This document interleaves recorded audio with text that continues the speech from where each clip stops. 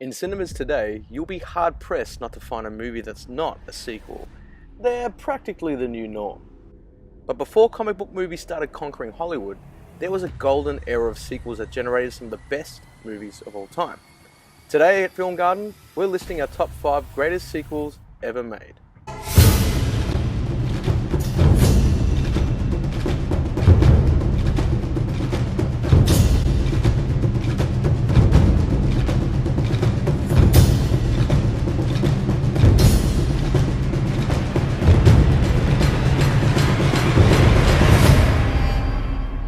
Just to set the rules here, we're talking true sequels, a second bite at the apple that wasn't part of any larger trilogy. Don't expect to see anything that resembles a prequel, a reboot, a soft reboot, a sidequel, or any of the Marvel Universe films. We're talking sequels. And apart from one, these sequels were made without the official plan to be part of any trilogy. So sorry folks, we deliberately left out Star Wars. As usual, we're going to be completely subjective, so some of the entries here are no-brainers, while others may surprise you. So, let's get straight into it. We hope you like 80s and 90s action films because it's no surprise where most of the movies in our top 5 list come from.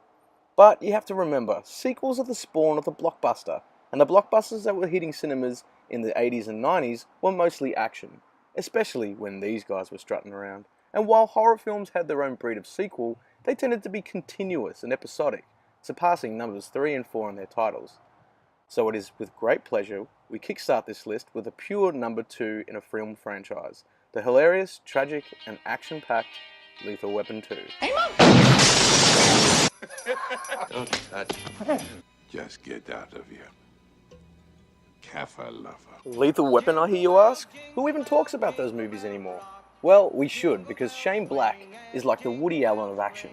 His writing and his dialogue crackles off the screen. We're back! We're bad. You're black. I'm mad. And he's also prone to writing some tough sons of bitches, both of which make the original Lethal Weapon a classic.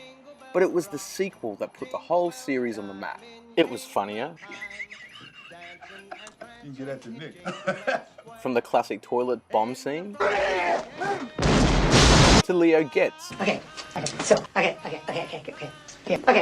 so you, okay? Okay. But at the same time, it was even darker than the original. The original had some pretty bleak scenes in it, from the opening of the girl falling off the roof, to the father's breakdown. Even Murtaugh was already getting too old for this shit. But nothing tops Mel Gibson's heartbreaking suicide attempt over his wife's death, in which the actor plays it so real, it had to be cut from free-to-air TV when we watched it as kids. Merry Christmas! The halls! In the sequel, Riggs' rediscovered hope in life and love is thrown completely into tragedy. Again, when the South African kung fu artist with the slicked back hair reveals that, spoilers, he was the one behind Riggs' wife's demise, and then proceeds to dump Riggs into the sea right next to his new lover's drowned corpse. When you see Riggs ready to literally tear a house down in retaliation, and Murtaugh has to try and talk him out of it, it's one of the most explosive moments in buddy cop film history. You got a plan? Yeah. The reason why it's so explosive, apart from the obvious, is because of the character of Riggs that the original had set up so well. We know in the source material that Riggs is literally a loose cannon, and when the stakes are blown through the roof in Lethal Weapon 2, audiences could just sit back and enjoy the carnage.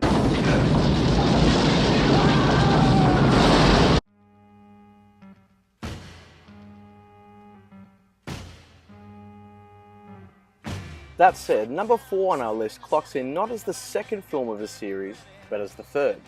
And as far as we're concerned, it's the best third film sequel from an admittedly bad bunch. Nonetheless, Die Hard 3 makes it on our list. The original Die Hard launched Bruce Willis into superstardom and gave us one of the best villains of all time, not to mention one of the best action plots of all time and some of the greatest action sequences of all time. Bruce Willis, Die Hard. Got invited to the Christmas party by mistake. And then Die Hard 2, Die Harder came along and set the trend for terrible movie titles of all time. And it also kind of got a little out of hand.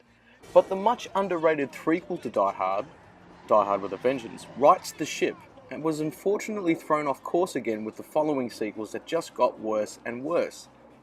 Director John McTiernan, a true great in the 80s action golden era, gave us Predator, Last Action Hero, which ruled by the way, and the original Die Hard, all of which justify his place in our Action Helmer Hall of Fame. But it was his return to the Die Hard series in 1995 that produced one of the best sequels. Not only did it re-establish the original film's clever dialogue and John McClane's charm, it completely flips the original setting upside down. Instead of a siege in a high-rise in LA, McClane and his antics are unleashed upon the open world, set over the course of a single day in New York City. With only a couple of seconds of summer in the city before literally leaping right into the second act, the whole film is one big adrenaline ride from that moment on, with a souped up orange filter and one of the best representations of the people of New York that we have ever seen. Top 5 mental note, best visions of New York in film. Unlike the LA incompetence that seems to be rife in McTiernan's representation of Los Angeles, every New York character in this movie is, well, a character. From the moustached police chief to the truck driver in the aqueduct. And who can forget Sammy Jackson as Zeus? Hot off their ships passing in the night pairing in Pulp Fiction, McTiernan gives us a no-holds-barred double act of pure odd couple gold. Not even God knows what you're doing! With Bruce Willis's Irish Flatfoot matched with Samuel Jackson's Don't fuck with me or I'll put a lightning bolt in your ass, Zeus. You are about to have a very bad day. Tell me about it. Right from that opening encounter on the streets of Harlem to their trading quips while being tied up in a ship, the two work off each other in perfect unison. And we can't speak highly enough of Jeremy Irons doing what Jeremy Irons does best, prowling around like a panther, as the villain Simon says. And we also love the fact that he was Alan Rickman's brother. You're going out there to destroy them, right? Not to study, not to bring back. We're cheating here a little bit by pairing two sequels up into our number 3 slot. And we're not talking about Star Wars or Lord of the Rings. When it comes to making sequels, you could argue that no one has done it better than James Cameron. And both his sequels come in at number 3, none other than Terminator 2 and Aliens. So let's start with Aliens. Jim Cameron took a horror in space made by peer Ridley Scott, and with just the addition of one pluralizing letter, opened up the alien world to an action-packed manifestation that is the perfect example of what a sequel should do. Expand on the possibilities of the source material. And boy, does Jim go to town. He enhances Sigourney Weaver's toughness in the original into a maternal motherfucking badass. Get away from her, you bitch! He swaps out an average Joe space crew for a troop of marine tough guys who'd make the Suicide Squad look like the kids from Stranger Things, and then surrounds them with teeming hordes of the perfect killing machine. He also showed us where those eggs came from. And by twisting on the whole robot is bad trope set up in Scott's original, Cameron shows his ability to riff off of audience expectations, which he mastered in his second sequel, and our equal number 3, Terminator 2 Judgment Day. If Aliens proved that JC could make a worthy sequel from someone else's source material, he proved what he could do with the worlds that he had already established. Ask most people what the greatest sequel is and you'd be hard-pressed not to find someone who doesn't mention Arnie's greatest movie. This film changed the game. Before changing the game was even a thing. Exploding vehicles, here's how you do it. Riveting chase scenes, here's how you do it. One-liners, fight scenes, characters who are generally badass, here is how you do it. And like Alien, it played with audience expectations. The way JC builds up the characters in the opening sequence is pure cheek, bait and switch, and if the hallway scene hadn't been spoiled by the marketing department, you would have experienced one hell of a twist. It was also the movie that gave us, for good or for bad, our first real dose of CGI, which brought one of cinema's most iconic villains to liquid life, and somehow found a way to make the original machine look completely inferior. Which speaks volumes of how James Cameron has continuously changed the game. He set up a practical effects bar with the original Terminator, upped the ante with CGI in the sequel, completely invented a ship then a world with the only decent 3D use ever seen on screen with Avatar and Titanic. What he has in store for the Avatar sequels, God wishes he knows. Ultimately, I haven't got the heart to separate JC's two sequels, so for pure genius in expanding upon an original film's mythos, Film Garden respectfully tips its hat to James Cameron's sequel twin babies, Aliens and Terminator 2. That's it, man. Game over, man. It's game over. Alright, let's leave the action behind for a second and talk about the most underrated sequel of all time. Coming in at number 2, ladies and gents, we give you Back to the Future 2. Where we're going, we don't need roads. Let's get one thing straight. The original is one of our faves, but if we're going to stir things up a little, we're going to say, with hand on heart, that the sequel made 5 years later was slightly better. Don't get us wrong, the original was, or still is, the perfect movie, but it ends with a second film on the tip of its tongue. It was made to have a sequel, even if it didn't necessarily need one. Our childhood dreams came true when we finally got to see where the time machine ended up after vanishing in mid-flight, and it didn't disappoint. Everything in the Back to the Future's 2015 version was so much better than the real one. They had sexy flying cars, sexy self-belting shoes, sexy food appliances, and the sexiest of sexies, hoverboards. When you think of something iconic from the Back to the Future series besides the obvious, chances are you'll come up with the almighty hoverboard. Keep it. I got a pit bull now. And that, my friends, was introduced in the sequel, not the original. And even though the future world setting only lasted the opening act, we didn't have time to care because the movie shakes off being a soft reboot and ventures down some dark and unexpected territory. Right from the moment Marty falls into some poor black chick and then Danny Glover runs in with a baseball bat, you know things have gotten messed up. And the hellish setting of Biff Tannen's hotel, eerily foreshadowing our own Trump era, made for the rendering of one of the most vile villains going around. 2 McFlys with the same gun. Some might say the sequel went too dark, but another repeat of Marty McFly minus a character arc could have cast him into a quasi-James Bond, unchanging, episodic, and ultimately one note. Chicken! Instead, they gave Marty a hothead attitude and put him through some of the most heart-wrenching experiences ever, which made Marty's kinda triumph at the end of the film feel even better.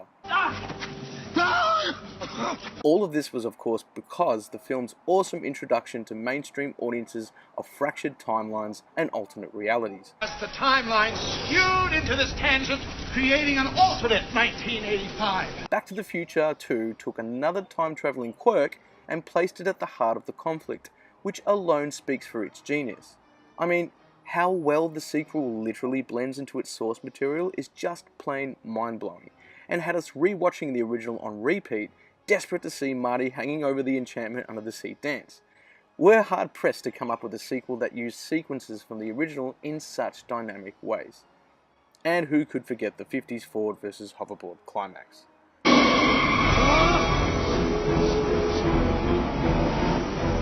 In our hearts and minds, Back to the Future 2 is the second best example of a sequel that we can think of. Great Scott! Which brings us finally to, in a time completely overrun by comic book movies, turning the average film into some kind of sequel, prequel, or other ools, it's Film Garden's position that the one that truly changed the game, proved that comic films could be so much more than what they already had been thus far, was none other than, forget The Godfather Part 2, though we acknowledge it as the first official Part 2 movie ever made, it's too damned old. Forgive us for Empire Strikes Back and Return of the Jedi because they were both so good we felt they deserved their own video in our top 5 trilogies section. And forget Logan, forget Spider-Man 2, or The Two Towers, or even one of our absolute favourites, Indiana Jones and the Last Crusade.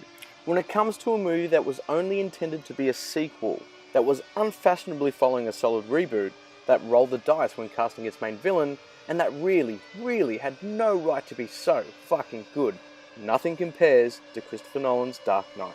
And perhaps the full details deserve its own video, but to give you the broad strokes as to why this is the greatest sequel of all time, here's why. It made a classic original look pale in comparison. Everything about The Dark Knight is far superior to its predecessor, and I can't think of any other sequels that truly did that. The visuals were better, the acting was better, the story was better, the writing was better, the costume, the sets, the set pieces, the quips, Alfred, Rachel, gangsters, batsuits, batbikes, and the themes of what it takes to be a true hero in Gotham, jettisoned to their extremes. All of that was done so much better, and we haven't even mentioned the Joker. When Jim Gordon at the end of Batman Begins warns of an escalation, that's exactly what this movie captures. And it is this sheer drive and improvement and surpassing of what was already a very good original film that makes The Dark Knight our #1 greatest sequel ever made. No, you complete me. Thank you for watching Film Garden. Don't forget to like and subscribe and share, and we'll see you next time.